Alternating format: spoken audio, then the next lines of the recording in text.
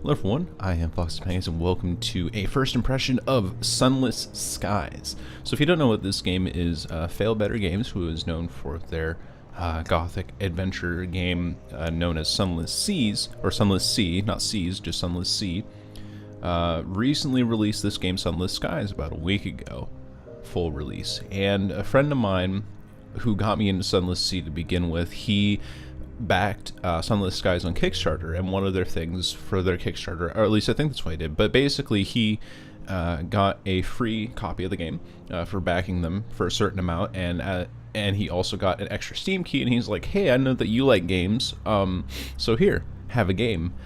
So thank you very much. You know who you are. Thank you for, if you're watching this video, thank you for sending me that key. I'm very excited to play this. I have only seen like the trailer and maybe the 2 opening minutes of gameplay, and already from like what I've seen from the 2 opening minutes in the tutorial, it looks vastly different and improved from Sunless Sea. Now, Sunless Sea is a great game. I really enjoy it. It's a storytelling thing. It's a very story-driven game, but I feel that there are some mechanics in that I saw in the tutorial in Sunless Skies that were already improved on in Sunless Sea. Before I continue talking about that, let me just get into a new game here. Let's do Legacy Campaign. Yeah, if you die, you can only continue with a new captain. Hell yeah, let's do that. Aim assistance. All right, what kind of what kind of base? I can aim. I can hit things. Only a few player weapons arc toward the targets. Default speed, standard. Yeah, let's just go like a standard run here. So I'm gonna see how much it feels like Sunless Sea. I'll definitely be making comparisons to that game as I play this. But I think, all right, let's see. What do we have? Log of Her Majesty's locomotive, the Orphean, March 14th, 1905. Our expeditions to the domains of the dead has been eventful. The Orphean is damaged and in grievous need of repairs and supplies. We are returning in haste to the reach where I hope to make port at New Winchester. May God be with us, for 1,000 deaths wait in the sky. Final entry of Captain Amelia Charity Whitlock, DCM, written shortly before her death. Whoa.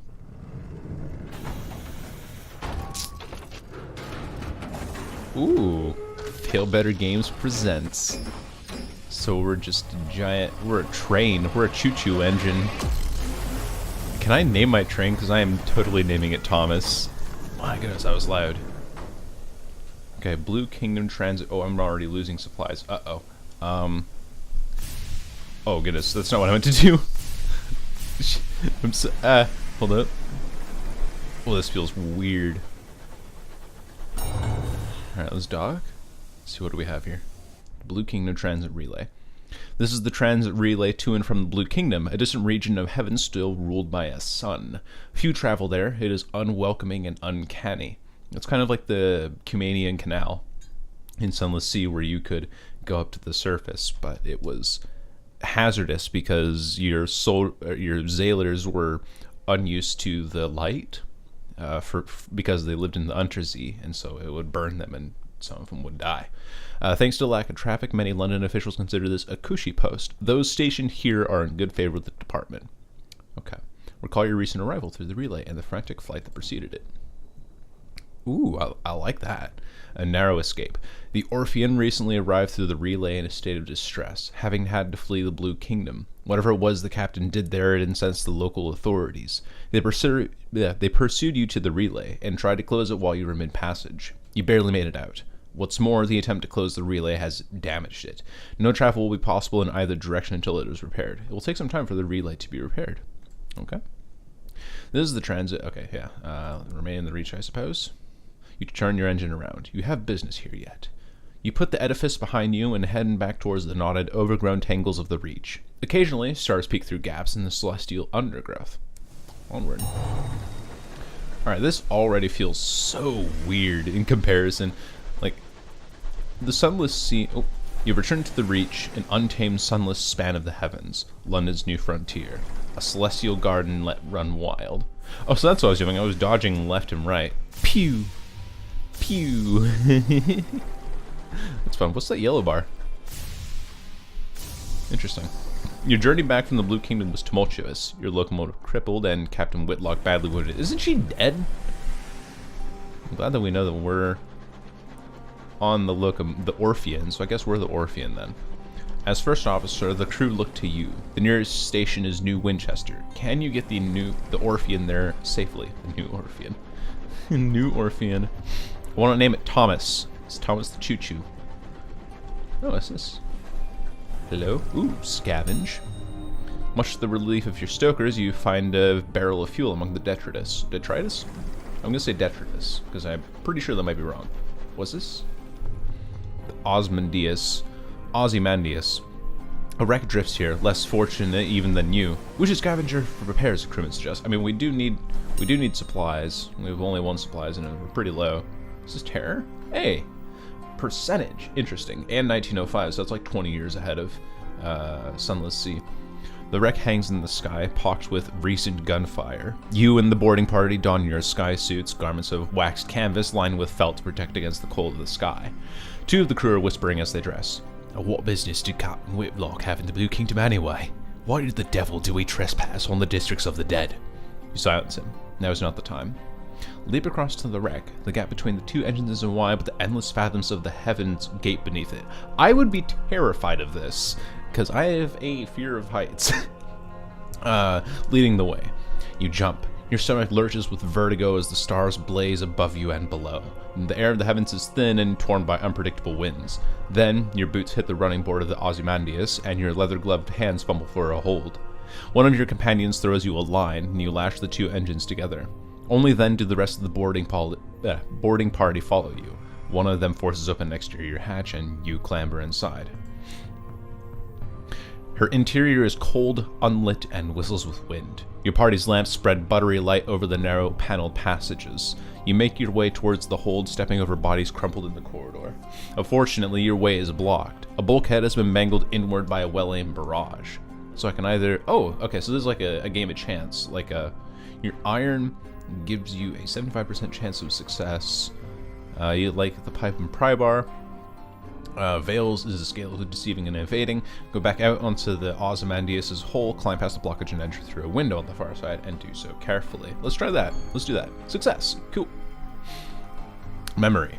The rest of the boarding party follow you without enthusiasm. You recall the first time you climbed outside an engine, helping the captain fix a leak in an exterior pipe.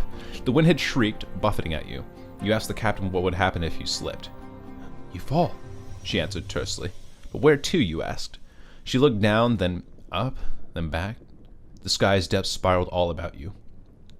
Away, she said, and you heard her fear. Back in the present, you tumble on back into the Ozymandias through a shattered window. Your party spill in after you, glad to be back inside. You have reached the Ozymandias' hold, a ruinous smashed cargo and spilled supplies. Hopefully somewhere amidst the detritus, you can find parts to repair the Orphean and restock your stores. Let's conduct a thorough search. Your companions work quickly. The Ozymandias' hull has begun to creak. Your actions on board may have compromised its integrity. That's why we don't destroy things. Renewed. You find enough food and gear to restock your supplies and enough spare parts to make necessary repairs to the Orphean. The food will need to be thoroughly thawed, of course, but you've eaten worse in the skies. "Oh-ho!" cries one of your party, prying off the lid of a long crate. It holds a cannon still nestled in straw. Another crewman pulls a battered bird cage from a pile of ruined cargo. Within the cage, something winged and furred opens a sullen eye, and you examine your finds. So we gain 4 supplies and 15 whole. Oh, that's actually a really cool way of doing it. 30 out of 30, so I have 30 health. Let's see. The Ozymandias emits a long, juddering creak. Your boarding party exchange nervous glances. From the chaos of its hold, you have retrieved repairs and supplies and discovered some useful equipment. A gun that could be mounted on your locomotive and an educated bat. Mount the Jerusalem cannon on the Orphean. Her own weapons were damaged during your fight from the Blue Kingdom. That leaves you vulnerable. You can claim both this and the bat. Okay, so I guess like later in the game, it'll give you options to choose between the two. That's kind of cool. I mean, that's kind of what Sunless Sea did as well, but I like the way that they have it set up here. Let's liberate a diffident bat and deploy it as a scout. The bat treats its rescue as an inconvenience and immediately begins haggling over pay. You offer to put it back in its damn cage and leave it on the Ozymandias, at which point it becomes more polite. You doubt it will last. Back to that. Let's mount the Jerusalem cannon. Fire and fury. The Cotterell and Hathersage Jerusalem fires single shells to a good range, more or less accurately. You order 2 of your party to get it back to your vessel and fit it immediately. It groans. The Ozymandias groans again, and the structure shudders spasmodically.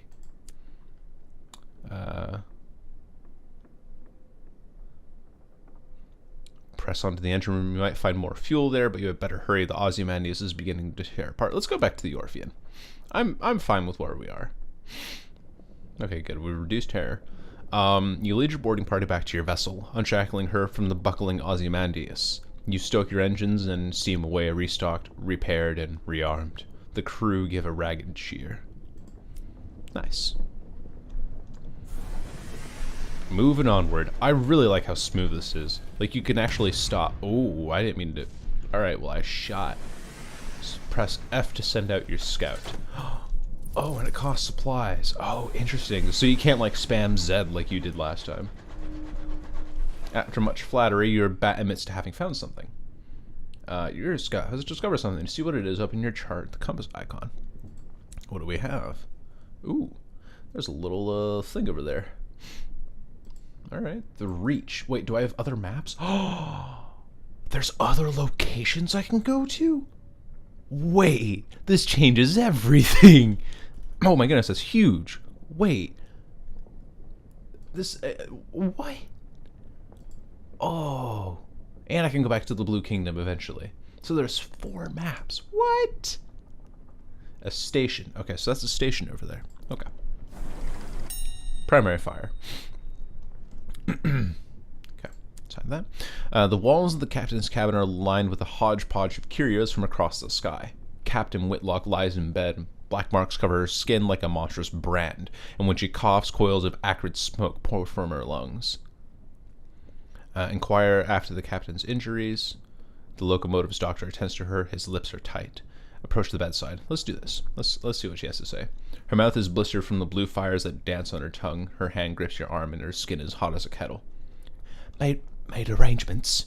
The Orpheum will be yours. Her voice is just a rasp of burned meat breath. But promise. She breaks off to scream a word in a language that was not made for human mouths. When she resumes speaking English, she is weaker. Her request little more than a gasp. Promise me one last service. Promise. Promise her you will obey her last command. Whatever it is, you'll see it down. Let's try this. She sinks back, relieved. All in my will, she gasps. Be better. She breaks off as the sigils burned into her bones, flare glowing cherry red through her flesh and skin. Better captain than I. The effort exhausts her. She sinks back into the scorched pillows and a twisted, frantic fever. The walls of the captain's cabin are lined with, yeah, okay, take your leave. You have an engine to command. I'm the captain. Look at me, I am the captain now. Other business. You leave the cabin and the scorched stink of its air behind and return to the bridge. New Winchester is further than you'd like, and the captain hasn't long left. Primary fire. Kadoosh. Oh. Oh. What the? Hello? Are you bad? Oh, you bad. It's a Reach Marauder. Let's get out of here, boys. Gotta go. Run. Run, bish, run. Oh geez, what was my, oh, it was tab? Okay.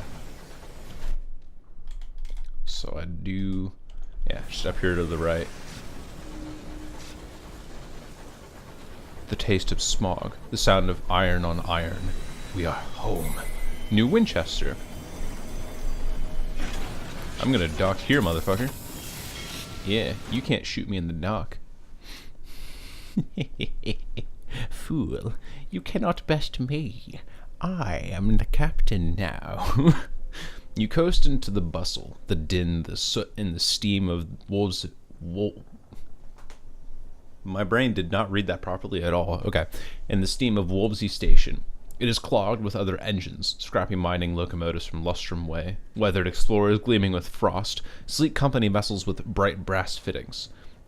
No sooner have you pulled into the sidings than a brisk station master bustles over. He requests to come on board.